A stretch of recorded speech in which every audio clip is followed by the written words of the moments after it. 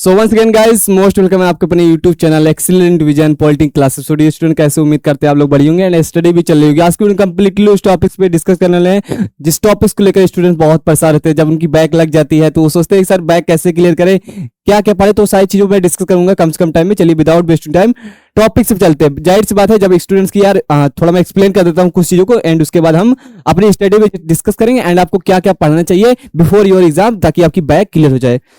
Okay students, तो first of all थोड़ी चीजों को मैं जान लेता हूँ। जाहिर सी बात है जब क्या स्टूडेंट्स बैक कब लगती है, जाहिर सी बात है जब स्टूडेंट्स जो भी आपका जाहिर सी बात है 50 नंबर का आपका एग्जाम होगा या 60 नंबर का। अभी क्या है जो भी फर्स्ट ईयर और सेकंड ईयर वाले उनका तो 60 मार्क्स का एग्जाम हो रहा है एंड जो थर्ड ईयर है उनका क्या है एकदम ट्रेडिशनल पैटर्न पे एग्जाम हो रहा है तो उनका 50 मार्क्स का आ रहा है।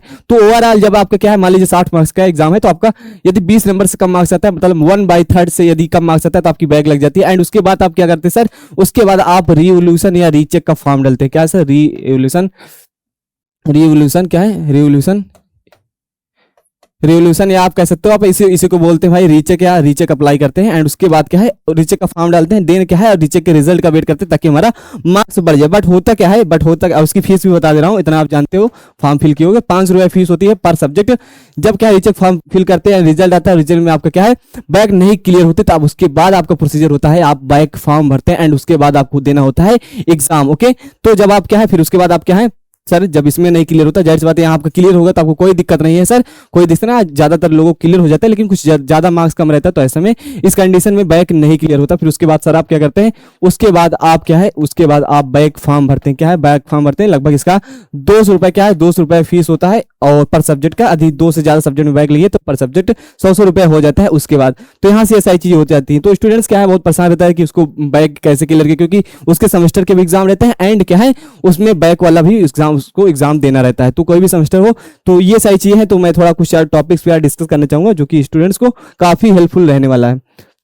तो यहाँ से आपको मतलब 1/3 आपको मार्क्स लाना, जाहिर सी बात हर स्टूडेंट चाहता है कि इजीली उसकी बैक क्लियर हो जाए, ज्यादा क्या है उसको मार्क्स नहीं चाहिए क्योंकि बैक क्लियर होने के बाद ही आपको सारी चीजें रहती हैं। तो मैं आपको कुछ बातें बताना चाहूंगा डियर स्टूडेंट्स, आप बीटीयूपी का कोई भी सिलेबस उठा चैप्टर कोई भी टॉपिक्स कोई भी सिलेबस कोई भी आपका कोई ब्रांच को, चाहे आप सिविल के हो इलेक्ट्रिकल को मैकेनिकल को, कोई भी सब्जेक्ट में आपकी बैक लगी, आपको बस इतनी ही सारी चीजों पर ध्यान देना जो भी मैं सारी चीजें बोलने वाला हूँ। ओके स्टूडेंट्स, तो सबसे पहले आप समझ गए होंगे कि कैसा क्या सारी चीजें रहने वाली है। देखिए दो एग्जाम होते हैं, एक रिटन एग्जाम होता है एक ऑब्जेक्टिव वाला एग्जाम होता है। इसमें क्या होता है बीटीयूपी का जाहिर सी बात है कोई भी बोर्ड का एग्जाम होता है तो रिटन फॉर्म में एग्जाम होता है, उसमें क्या है आपको कॉपी फिल करनी होती है, आपको सारी चीजें लिखनी होती है। तो बीटीयूपी जाहिर सी बात बोर्ड का एग्जाम है तो इसमें कॉपी फिल करनी होती है एंड आपको क्या है सारी चीजें देनी होती है। जबकि ऑब्जेक्टिव क्वेश्चन जो होते हैं ओएमआर पे होने वाले क्वेश्चन के उसको सीधे से आपको डाटा पूछा जाता है एंड आपको राइट आंसर दिया जाता है एंड उसी के बेसिस पे क्या है आपको नंबर सीधे मिल जाते हैं। बट आप जाहिर सी बात है आप इसमें देखेंगे कि यदि दो टीचर एक ही रिटन एग्जाम वाला पेपर होता है, यदि उसी कॉपी को दो टीचर चेक करता है तो 5 से 10 नंबर का वेरिएशन आ जाता है। ऐसा इसलिए क्योंकि जब आप क्या है रीचेक अप्लाई करते हैं उसके पहले जब आपकी बैक लगी रहती है तब उसमें मार्क्स और इस मार्क्स में जब अंतर आता है तो रीजन आपको समझ में आ गया होगा कि सर जो हमारा क्या है रिटन एग्जाम होता है उसमें क्या है बेसिकली यही नंबर का वेरिएशन आता है। तो उसमें आपको करना क्या है कुछ बातों पे ध्यान रखना जब आप अपनी कॉपी वगैरह लिखें एंड कुछ टॉपिक्स को आपको ध्यान रखकर आपकी तैयारी करनी है। ओके, थोड़ा मैं इसको रफ कर देता हूं। ओके एंड जस्ट 1 मिनट, आपको क्या क्या ध्यान रखना है। आपको सबसे पहले जाहिर सी बात है एग्जाम में क्या है थ्योरी क्या है आपके थ्योरी पोर्शन आता है। आप बीटीयूपी के एग्जाम को देखेंगे थ्योरी पोर्शन ज्यादा आता है एंड आप न्यूमेरिकल की बात करेंगे। क्या है न्यूमेरिकल, ऐसे लिख दे रहा हूं न्यूमेरिकल। जब आप इसको पेपर को कोई भी मान लीजिए आपका जाहिर सी बात है क्वेश्चन पेपर आया आपके पास तो उसमें 5 पोर्शन दिए गए हैं, उसमें से प्रश्न एक में लगभग 5 से 7 क्वेश्चन दिए गए जिसमें से आपको 4 से 5 क्वेश्चन अटेम्प्ट करना रहता है, 2 से 3 क्वेश्चन मतलब अथवा में करके रहते हैं। तो ऐसे में आपको क्या है 5 क्वेश्चन मान लीजिए 7 क्वेश्चन दिया गया है प्रश्न एक में, उसमें से आपको 5 क्वेश्चन अटेम्प्ट करने। तो उन क्वेश्चन में देखिए सबसे पहले थ्योरी वाले क्वेश्चन कितने हैं, क्योंकि थ्योरी वाले क्वेश्चन में नंबर की प्रोबेबिलिटी ज्यादा होती है यदि आप उस पर कुछ टॉपिक्स पे आप लिख देते हैं। तो जाहिर सी बात है क्या है जो भी हमारे थ्योरी वाले क्वेश्चन होते हैं यार थ्योरी वाले क्वेश्चन पे ध्यान दीजिए, अच्छे से हेडिंग डाल के अच्छे से उसके बारे में पॉइंट वाइज एक्सप्लेन करिए, आपको नंबर 110% मिलेगा। न्यूमेरिकल में क्या रहता है कोई भी डाटा मिसमैच हो जाता है, फार्मूला भूल जाते हैं, स्किप हो जाता है तो वहां से आपके नंबर कटने के चांसेस रहते हैं। हालांकि थ्योरी में यदि आप कॉपी भर के आएंगे लिख के आएंगे तो इसमें क्या होता है, आपके नंबर बढ़ जाते हैं। और मैं आपको बता दूं B2P में क्या है, number of pages is directly proportional to number. जाहिर सी बात है, यदि आप ज्यादा नंबर पेजेस भर के आते हैं और टॉपिक वाइज सारी चीज को लिख के आते हैं एंड राइटिंग में आपको कुछ काट पीट नहीं करते, तो आपके नंबर इजीली बढ़ जाते हैं। और मेरा अपना एक्सपीरियंस, अपना अनुभव है, मैं भी सारी चीजें इस पे एक्सप्लेन करता रहता हूं। तो आपको समझ में आ गया सर किस पे ध्यान देना, थ्योरी वाले पोर्शन पे।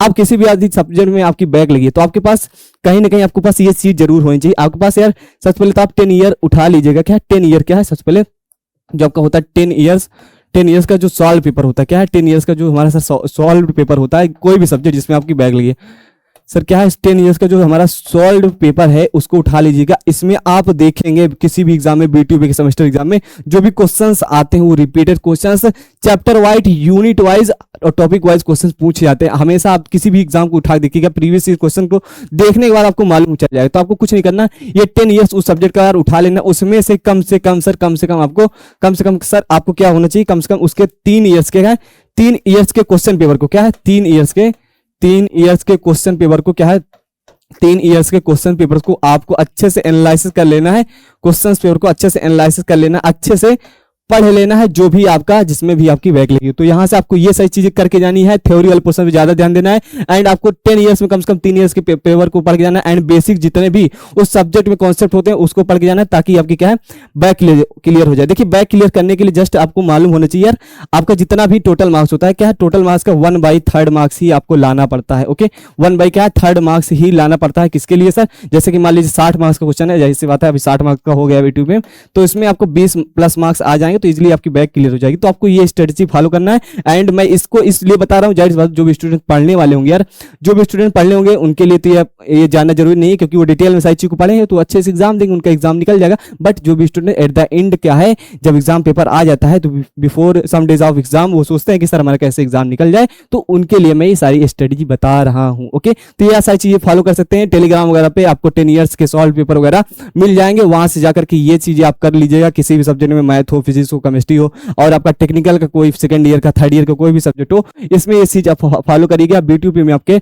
90+% चांसेस हैं कि आपके बैक क्लियर हो जाएगी। बाकी आपको यदि नंबर लाना चाहते हैं तो आपको डिटेल में ही पढ़ना पड़ेगा। आई होप ये सारी चीज आपको इन्फॉर्मेटिव लगी होगी एंड मैंने आपको जो बताया वो आप चीजों को अच्छे वे में आप समझ पाए होंगे। बाकी अब 10 ईयर्स वगैरह क्वेश्चन पेपर वगैरह, सॉल्व पेपर वगैरह टेलीग्राम पे इजीली मिल जाएंगे। तो ये सारी चीज आपको मैंने एक्सप्लेन कर दी है। और कुछ टॉपिक्स जैसे कि मैं बताया था तो मैंने सारी चीज़ यार बता दी कि क्या लास्ट टाइम में क्या स्ट्रेटेजी रहने वाली है, रीचेक के लिए क्या है, ये सारी चीज़ आपको मालूम है। थ्योरी प्लस न्यूमेरिकल का क्या पोर्शन रहता है अपने B2P में, तो ये सारी चीज़ मैंने ऑल अबाउट डिस्कस कर ली है। सो मिलते हैं नेक्स्ट वीडियो में। आई होप ये वीडियो आपको इन्फॉर्मेटिव लगा होगा एंड ये स्ट्रेटेजी को फॉलो करके आप इजीली बैक क्लियर कर सकते हैं।